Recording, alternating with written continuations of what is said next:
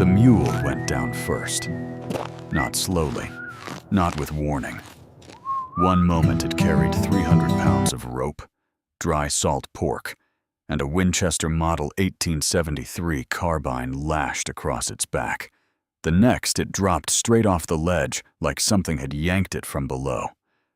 The rope snapped taut against Darro Sixkill's left wrist, and the burn of it peeled skin clean to the knuckle before he got his arm free. He heard the animal hit the canyon floor. He did not look down. There was nothing to see in that dark that would help him. This was the Mogollon Rim country, southeast Arizona territory, August of 1887. The rock up here ran red and orange, and the color of old dried blood. The heat did not arrive the way heat arrives in a city. It pressed. It sat on a man's shoulders like a second body, and it did not lift at sundown. It just changed its character, went from baking to radiating, the stone giving back everything it had stored since morning. Darro had been moving since before dawn. His canteen had gone dry 2 hours past, and the inside of his mouth had that particular thickness, not quite cottony, not quite swollen, but something between, something that made swallowing feel like a small, deliberate act that cost something. He was 41 years old, half Cherokee on his mother's side, half something his father had never bothered to explain.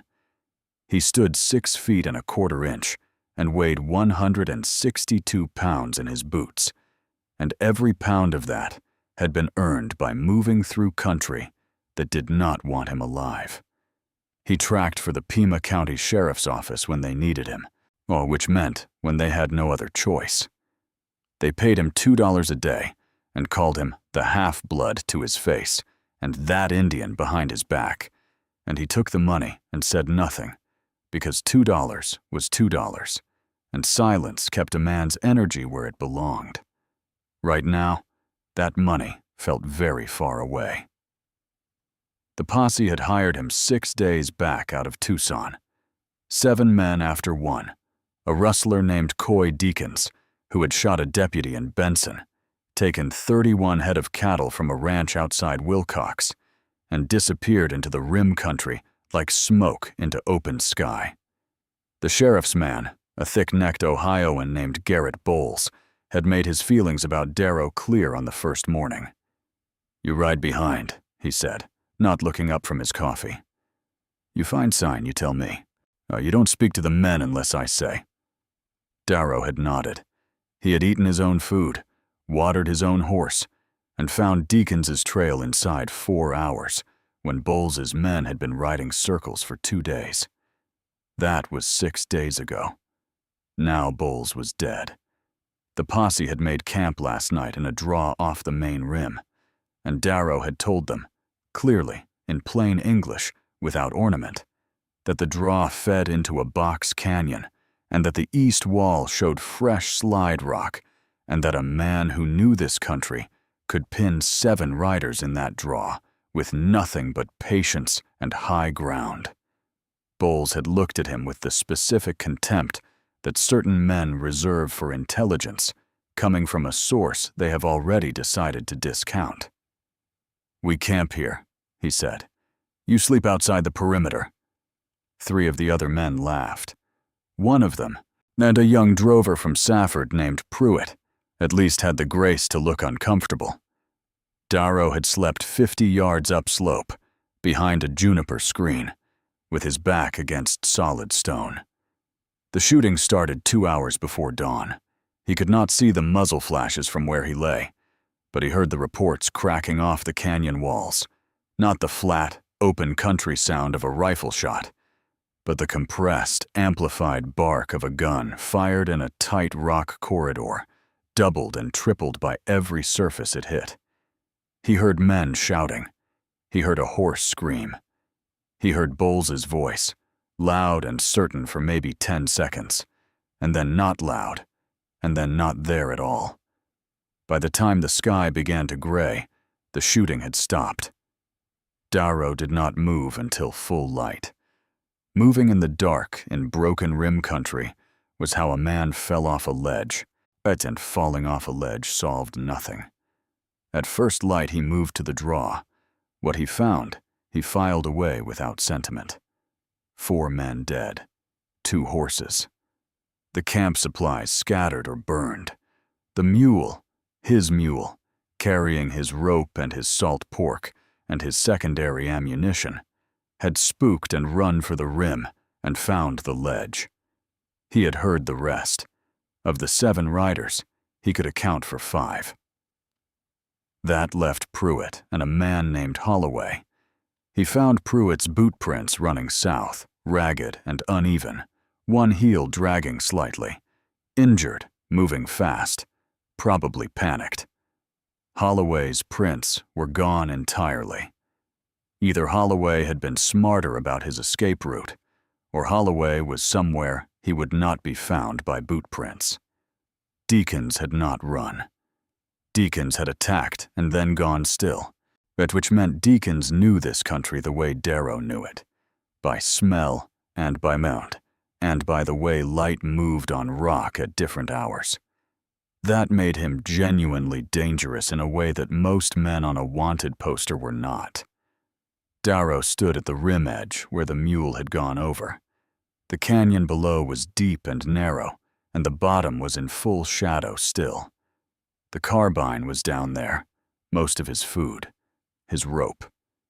He had his Colt single-action Army, .45 caliber, with 11 rounds distributed between the gun and his belt. He had his skinning knife. He had a neckerchief, a box of sulfur matches in an oilskin wrap, and the clothes on his back. He had a tracking contract that was now worth exactly nothing, because every man who had signed it was either dead or running. He had the print of Deakins' left boot. It pressed into caliche dust at the north end of the draw, size 10, worn heel on the outer edge, a crack in the left sole that left a hairline gap in the tread. He had the direction that print was pointed. He had the knowledge that Deakins had been in this canyon for at least 4 days before the posse arrived, which meant he had water somewhere. Darro turned north.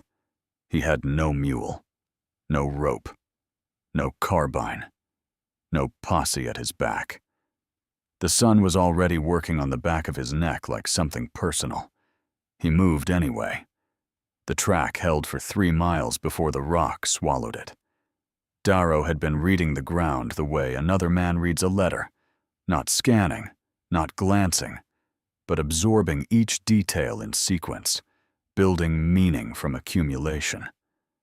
The cracked left sole of Deakins' boot showed up in soft caliche, drawn in the dust that collects in the lee side of boulders, in a thin strip of dried mud beside a wash that had not run water in 2 weeks, but still held moisture 6 inches below the surface. The stride length told him Deakins was not running. 31 inches between heel strikes, consistent, unhurried. A man who believed he had already won. Then the track hit a slab of coconino sandstone the size of a barn floor, and it ended. A lesser tracker would have circled the slab, looking for where the boots came off the other side. Darro did not circle. He sat down on the hot rock, uncapped his canteen out of reflex, remembered it was empty, and capped it again. He looked at the slab, and he looked at the country around it, and he thought about what a man does when he knows he is being followed by someone who can read ground. That Deakins had picked this slab deliberately. That meant Deakins had used it before. That meant there was a destination on the other side worth protecting. He studied the rock surface. Sandstone holds almost nothing. No impression, no scuff, barely a smear. But at the far left edge of the slab, where it butted against a shelf of broken shale, he found 3 things: a partial boot print in a pocket of wind-blown grit, a thread of dark wool caught on a shale edge at knee height, and a smell. The smell was what mattered. Wood smoke cut with something mineral, Not pine, not juniper. Cottonwood, which meant water. Cottonwood does not grow without water, and water in the Mogollon Rim backcountry did not show itself on the surface. It ran underground, surfaced in pockets. It fed narrow stands of trees in canyon folds that you would not see from 20 yards away if the terrain folded right. Darro went left. The shale shelf dropped into a crease in the canyon wall that was invisible from the draw below. The crease ran maybe 40 yards before it opened into a pocket the size of a large room.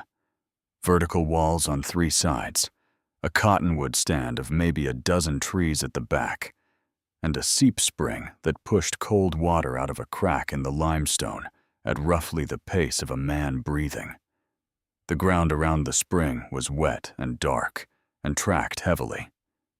Deakins had been coming here daily. The fire ring was old, 6-8 days of ash, the outer stones blackened and smoke-seasoned. 3 empty tins, a bedroll that had been moved recently, at the ground beneath it still showing the compressed outline where a man had slept. He was not here now. Darro crouched at the spring and pressed his mouth to the rock and drank. The water tasted of iron and limestone and something faintly green, and it was the coldest thing he had felt in 2 days. He drank until his stomach pushed back, then he wet his neckerchief and pressed it to the back of his neck and sat still for 30 seconds, listening to the cottonwood leaves move in a breath of canyon air. There was no other sound. No boot scuff on shale. No displaced rock. No human breathing. He checked the ash in the fire ring. Cold on top. Warm 3 inches down. 4 hours old. Maybe 5. He sat back and looked at the 3 empty tins and thought about what they meant. Salt pork, peaches, tomatoes.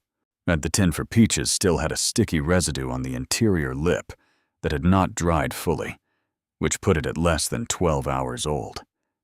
Deakins had eaten breakfast here. Deakins had a food supply somewhere, either cached in this pocket or coming from somewhere else, which would mean a second location. Darro checked the walls. The east wall had a narrow shelf at about chest height, and on that shelf, behind a flat piece of sandstone that looked casual but was not, he found 4 more tins, a cloth sack of cornmeal, a half-empty box of .44-40 cartridges, and a folded piece of paper. He left everything exactly as he found it. He took 2 cartridges from the .44-40 box, which would do him no good since he carried a .45, but he palmed them anyway, because a man does not leave intelligence on the table. He unfolded the paper, saw it was a hand-drawn map. Rough, but competent. It showed the rim line, the main draw where the posse had camped, this pocket, and a third location marked with an X, and the notation CR/48 in pencil. CR meant nothing to him immediately. The 48 could be distance in yards, or a time, or something personal to Deakins that had no external reference at all. Below the X, in different pencil pressure, added later, was a single word: Pruitt. Darro folded the paper and put it in his shirt pocket. Pruitt was not just running. Pruitt had a destination, which meant Pruitt and Deakins had an arrangement that predated this posse by enough time to put a name on a map. The dragging heel print Darro had read at the draw that morning, injured, panicked, moving south, now read differently. Not panicked. Directed. The injury might be real, but the direction was not random. He had been tracking the wrong man. He left the pocket the way he found it. He did not disturb the bedroll, or the fire ring, or the cached supplies. If Deakins came back and found the camp intact, he would not know he had a trailer. That margin, the gap between what a man knows and what he thinks he knows, was the only advantage Darro had left, and he was not going to spend it on sentiment. The sun had moved to the southwest, which put the time at roughly 2 in the afternoon. He had maybe 4 hours of hard light left. Pruitt's trail had gone south from the draw. South in this country meant one thing: the Tonto Basin drainage, where the terrain opened up, where a man could move faster, and where a wagon road ran east toward Globe. If Pruitt reached Globe before Darro closed the gap, whatever CR/48 meant would get buried in population and noise, and the particular anonymity of a mining town that did not ask questions about the provenance of cattle or the character of strangers. He went back over the shale shelf, back across the sandstone slab, and picked up Pruitt's trail where he had left it. That dragging heel cutting south through scrub oak and manzanita, irregular and fast. The ground sloped down here, which helped. His legs were tired from the morning's movement, but not spent. He had water in him now. He had 11 rounds in the Colt, and the skinning knife, and the paper in his shirt pocket, and the knowledge that he was the only living man in Pima County who understood what had happened in that draw before dawn. That was not comfort. It was inventory. And he moved with it the same way he moved with everything else, without attachment, without drama. Putting one boot in front of the other on ground that punished carelessness and rewarded nothing. 2 miles south of the sandstone slab, he found Pruitt's blood. Not a wound bleed, not the dark arterial drop and smear of a man hit by lead. This was a scrape bleed, bright and already browning at the edges, left on a manzanita branch at thigh height.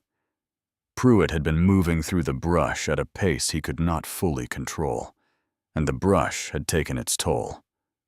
The trail was fresher now. The heel drag was deeper, which meant the injury was worsening or the fatigue was mounting, likely both. Darro shortened his stride and slowed his pace to match the terrain.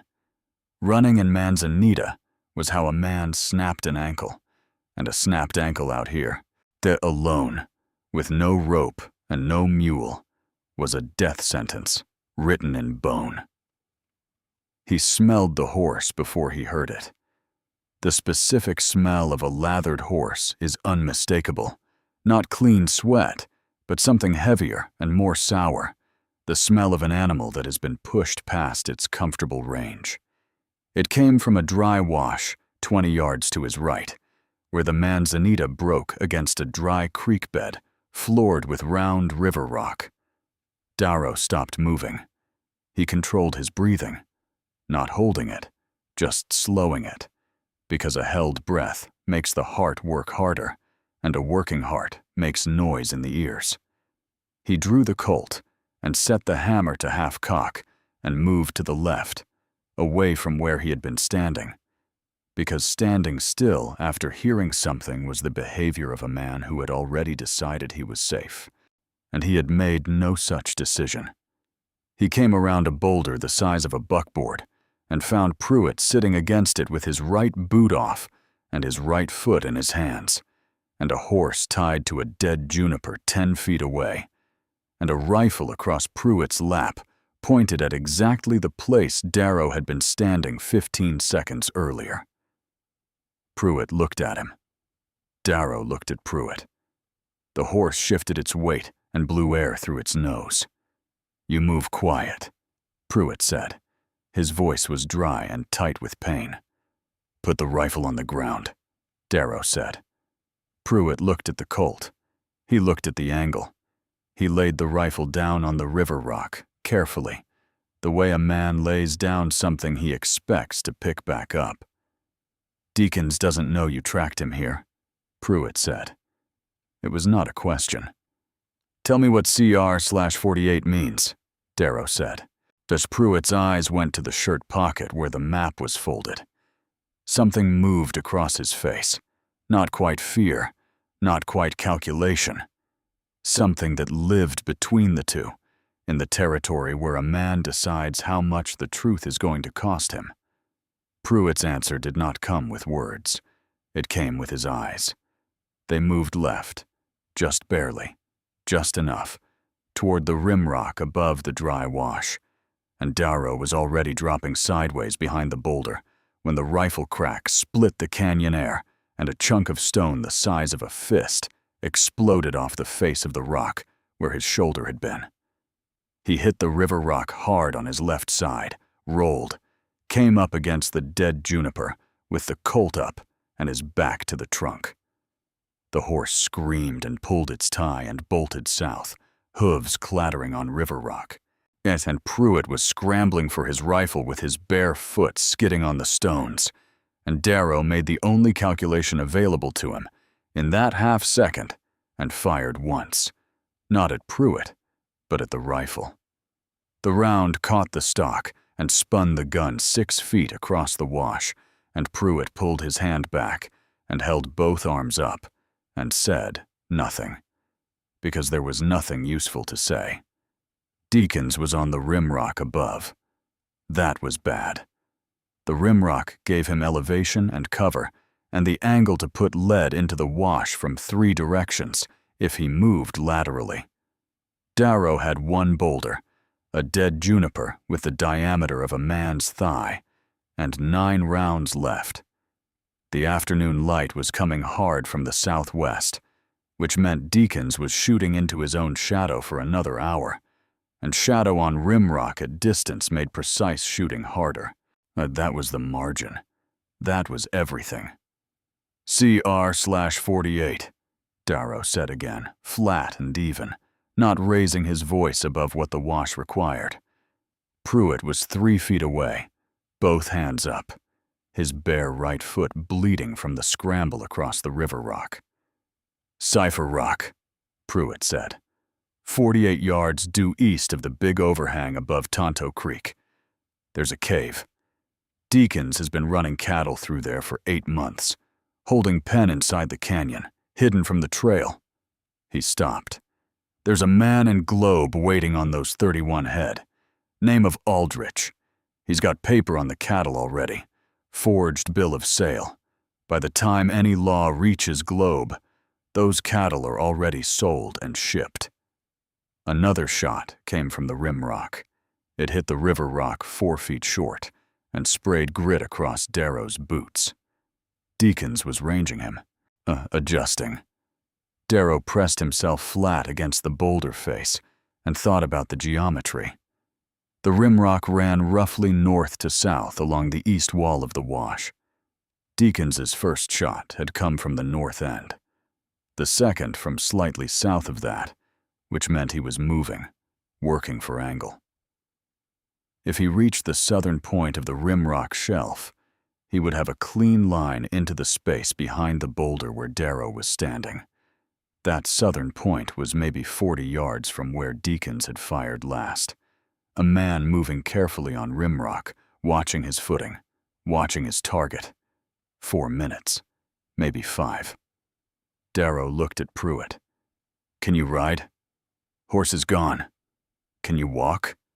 Pruitt looked at his bare foot. The answer was apparent. Darro pulled the map from his shirt pocket and dropped it on the river rock in front of Pruitt. That goes to the Pima County sheriff. You hand it to him personally, not to a deputy, not to a town marshal. You tell him what you told me. Cipher Rock, 48 yards east, Aldrich in Globe. He paused. You do that. What you did in that draw before dawn might weigh less than it would otherwise. He did not wait for Pruitt's response. He moved. Not south, away from Deakins. That was the direction a frightened man ran, and a frightened man running in a straight line in open country was a target. He went north, upstream along the dry wash, fast and low, using the manzanita on the west bank as visual cover, keeping the boulder mass of the wash between himself and the rimrock. That he moved the way he had learned to move in this country, before he had words for what he was doing. Not running, not skulking, but flowing, adapting his pace and his line to what the ground offered, spending noise the way a poor man spends money, only when necessary. He heard Deakins shout something from the rimrock.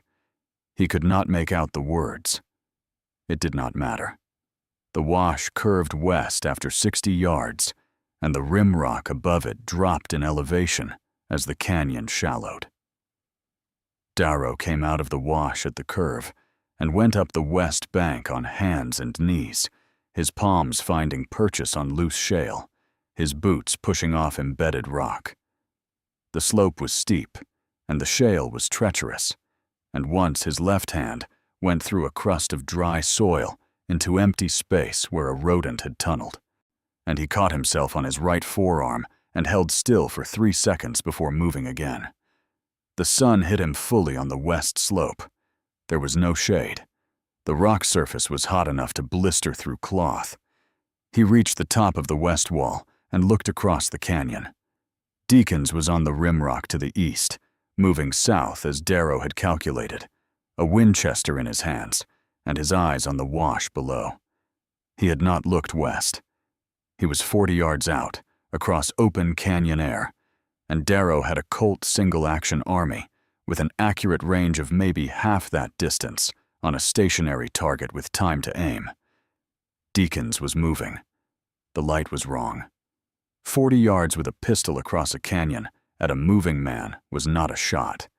It was a prayer, and Darro did not deal in prayers. He watched Deakins move. He let him move, but he waited until Deakins stopped, just for a moment, just to look down into the wash and find that his target was gone. And in that stillness, Darro fired twice, fast, adjusting the second shot off the first. The first round hit rock 2 feet left of Deakins. The second hit him in the right shoulder. He did not fall. He went down to one knee and the Winchester clattered on the rimrock, and he grabbed it left-handed and looked west and found Darro on the opposite wall. And they looked at each other across 40 yards of open canyon air for a moment that had no particular drama in it. Just 2 men at the end of a long sequence of decisions, both of them still alive, the accounting not yet final. Deakins raised the Winchester left-handed. His right arm hung at an angle that said the shoulder joint was damaged, not broken clean, but separated or shattered enough that raising that arm would have been something between difficult and impossible. Left-handed at 40 yards with a rifle, he could not properly seat against his shoulder, at a man pressed flat against a canyon wall, presenting almost no profile. It was not a good shot. Deakins knew it. He held the rifle up for 3 seconds and then lowered it. He stood. He turned north along the rimrock and he walked. Not running. Walking, with the rifle in his left hand and his right arm held against his body, back straight, not looking back. Darro watched him until the rimrock folded around a northward bend and took him out of sight. He had 7 rounds left. He had no horse, no rope, no provisions beyond what he carried. The Deakins was wounded and moving north into country that did not forgive wounded men who moved without purpose. The CR/48 information was on a piece of paper in Pruitt's hands, and Pruitt had 1 bare foot and no rifle and nothing to gain from disappearing. The cattle deal in Globe would unravel when the sheriff's men arrived, and Aldrich would have a choice between a forged bill of sale and cooperation, and men like Aldrich always chose cooperation. Darro climbed down from the west wall and went back to the wash. Pruitt was still there, sitting against the boulder, the map folded in his hand. He had not moved, whether that was because of his foot or because of something that had shifted in his thinking. Darro could not say and did not ask. He recovered Pruitt's rifle from where it had spun across the river rock, He checked the action. Since it was a Winchester 73, same caliber as Deakins' cached ammunition, .4440. He reloaded it from what was in Pruitt's belt and handed it back. Pruitt took it and looked at it and looked at Darro. "You're just going to let him walk," Pruitt said. "He's not walking far." That was the truth of it. A man with a shattered shoulder in the Mogollon Rim backcountry in August, moving alone and north into country that had no water on the surface and no trail he could follow one-handed. The country would do what Darro did not need to do. It would not be fast or clean, but it would be certain, and the outcome would be the same. Darro was not sentimental about this. He had spent 41 years in terrain that operated by those rules, and he had never found an exception. He picked up Pruitt's boot from the rimrock and handed it to him. He waited while Pruitt put it on. Then he took Pruitt's left arm across his shoulders, and they started south. 2 miles to the main trail, another 6 to the closest ranch with a horse he could borrow against his $2 a day. The sun dropped behind the rim, and the canyon went from orange to purple to the particular blue-gray of southwestern dusk, and the temperature began its slow fall. A cactus wren called once from somewhere in the manzanita and did not call again. Darro kept moving. His boots found the ground, and the ground held, and that was enough. The cattle would be recovered. The paperwork in Globe would collapse. Pruitt would talk, because Pruitt was the kind of man who talked when talking cost him less than silence. None of that was certain, but it was probable. And probable was what you worked with when certain was not on offer. Darro had never waited for certain. Certain was a luxury that the country did not supply. He did not think about the $2 a day. He did not think about what Bowles would have said if he had lived, or what the next sheriff's man would call him when they needed him again. He thought about the spring in the cottonwood pocket and the temperature of that water against his cracked lip, and he thought about the fold of rimrock where Deakins had turned north and disappeared. And he thought that somewhere up there in the failing light, a wounded man was making his last calculations against a landscape that had never once adjusted itself for human convenience. The canyon did not echo. The canyon did not answer. It simply remained, the way it had remained before any of them had arrived, and the way it would remain after. If Darro and Pruitt's story pulled you in, hit the like button. It tells us to keep these stories coming. Subscribe to Wild West Survival Tales so you never miss the next character fighting to stay alive on the frontier. Drop a comment below. When Darro handed Pruitt back his rifle instead of keeping it and walked him out of that canyon on his own shoulder, what did that moment say to you about what kind of man chooses duty over vengeance out on the rim? Because on this channel, the next survivor is already waiting.